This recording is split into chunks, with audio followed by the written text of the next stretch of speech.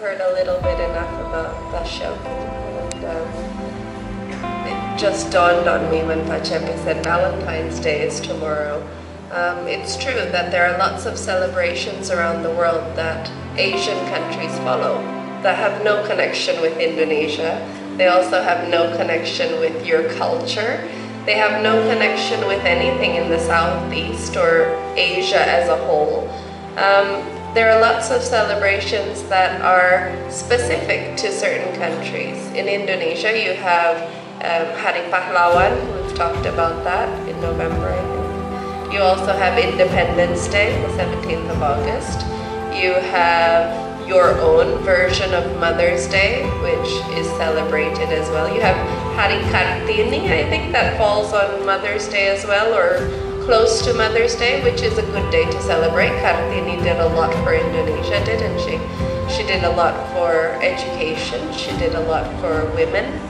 So there are certain things that we should celebrate. There are certain things that we should commemorate, that we should remember, that we should know. These are the things that, if you guys all remember our speeches and what we were talking about with Hari Pahlawan, why is it important to remember these things? Why is it important to know the history of your country? So not all celebrations are negative. Some celebrations are very important for countries to uphold their culture, to also uphold their history, and to remember why we are the way we are, how we got here. Those are important things to know. But then when you start piggybacking, that's how we call it in English, you're jumping on someone's back. When you start piggybacking onto other cultures, then that's very confusing. Like celebrating Halloween here, there's no connection with Indonesia. If you research the history of Halloween and of Valentine's Day and of Christmas, they're very confusing on their own. Christmas as a holiday on its own, Christmas is not actually Christian either. Christmas is pagan, so it's very, it's got a history of its own. And if you don't research it, then you'll never know what it really is. So I think an easy way to get you guys to understand this concept and apply it to your everyday life is, as much as you don't understand, don't join. As much as you don't understand, don't share. Because that's what's dangerous in today's generation, this whole social media explosion. We tend to pass on information and everything's a lot faster. And a lot of the time there's no research done. So when you are idolizing or when you are a fan of something, it's very easy to fall into a trap that it looks perfect, everything looks amazing. You get blindsided. It's like the sun in your eyes. Nothing can be negative about it. You have a one-track mind, one idea. And because trends come and go and they're very fast, we tend to not pause and stop and think about why something is the way it is, why it is celebrated, why it is in front of you. You don't think about that. So my simple advice to you is, if you don't know why it's celebrated, don't celebrate it. Research it first. Valentine's Day, it's very simple to say, oh, we're celebrating love. Not really, guys. Research it. Figure it out. Halloween, oh, we're celebrating funny costumes. Not really, guys. Research it. So if there's anything that comes across that you don't know, don't do it. And that's exactly the same as everything else in life. I remember when I was your age, I grew up with people from all over the world. And the trend when I was in high school was to learn certain words in other people's languages. I had friends who were Spanish, I had friends who were Filipino, I had friends who were Korean, South Korean, I had friends who were from different parts of China. I had friends who were from India, and the trend was to teach people words from your country. And I remember thinking it was funny that everybody was saying things in another language that they didn't know the meaning to. They would memorize a phrase or a quote from a friend, and they would keep saying it. And it became this trendy thing, like, oh, I can speak Spanish, and they would say this thing. And the danger was, guys, that most of these phrases were foul language. Most of them were swear words, most of them were rude, very, very rude.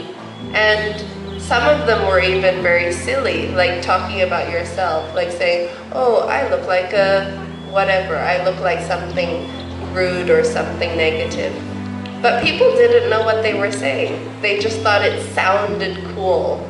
It sounded cool to say something in Spanish. It sounded cool to say something in Korean. And this trend of copying people, of thinking something sounds cool or thinking something looks good, that's never ending. That's gonna be there until the day you die. Nowadays in your generation, it's K-pop. Everybody wants to look like, well, all the girls are like idolizing these K-pop boys, and all the boys are idolizing these K-pop boys as well, maybe. But it's this unhealthy addiction, guys, that we're always looking at the other side. So in English, there's a famous quote that says, the grass is greener on the other side. I don't know if any of you have heard that. I think there's the same quote in Bahasa Indonesia. Pak Denny likes to always give me the Indonesian version. But the grass is greener on the other side. You guys look at Korea, you think it's wonderful. You guys look at America, you think it's wonderful. You guys look at Valentine's Day, you think it's fun. Other people's celebrations, other people's lives. Somebody else, they always look better than your life. So this is the danger, guys. The concept that the grass is greener on the other side. Learn more. Open your mind more. Like Pachepi said, when we are looking at other cultures, when we're looking at other people, when you look at them or you look to them for the purpose of learning, that's a very good reason to do so. To know more, to learn more, to open up your boundaries of knowledge. That's very important. But if you do that and you forget who you are, or you lose foundation of who you are, that's the danger. When you idolize these K-pop stars, and like Pachepi was saying, you get fancy with your hair, and then boys, you spend 15, 20, 30 minutes in front of the mirror, just like with pomade and more pomade and more pomade until your head is heavy with pomade. You'll give yourself a headache. God did not create you with pomade on your head. Girls, same thing. All of this stuff on your face. I'm not trying to say that it's not good to take care of yourself, but it's not good to go overboard because you've seen all these things that you think look better than how God created you. Remember, girls, what frustrates me, this is something that frustrates me in Indonesia, is I see so many people with colorful eyes. God did not create you with blue eyes. God did not create me with blue eyes. It doesn't mean you stick things in your eyes and change the way you look. You end up looking like a rabbit. There are so many people who don't look natural nowadays. And these are all little forms of the topic we're talking about today, this Tasyabuh, of wanting to be like someone else or acting like someone else. So remember who you are. Be proud of who you are. There's a very thin line between being proud and being arrogant, so be careful of that. Be proud of who you are. Know where you came from. Know who made you, and that God made you perfect in His vision. That the Creator is not mistaken. That He created you without pomade in your hair. It means your hair is better without a whole tub of hair gel. Girls, that God created you the way you are, with the eyes that you have, with the eyebrows that you have. You don't have to do these sulam things that are now a trending thing in Indonesia that scare me. My goodness, they scare me. They put things in your face and they pull them. Gosh, it's scary. So this is the world that you live in. There's nothing you can change about it, but you can make sure that you know who you are proud of who you are. You don't need to change, and you don't have to copy people, whether they are from Indonesia and they're not entirely correct but they're cool, or whether they're from overseas and you think they're wonderful. So remember, guys, this is the basic, I think, information that is trying to get passed on to you today.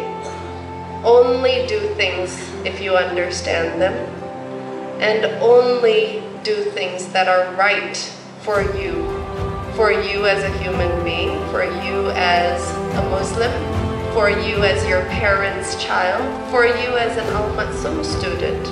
There are boundaries, there are rules and regulations, and there is a clear line as to what is correct and what is incorrect, what is acceptable, what is unacceptable.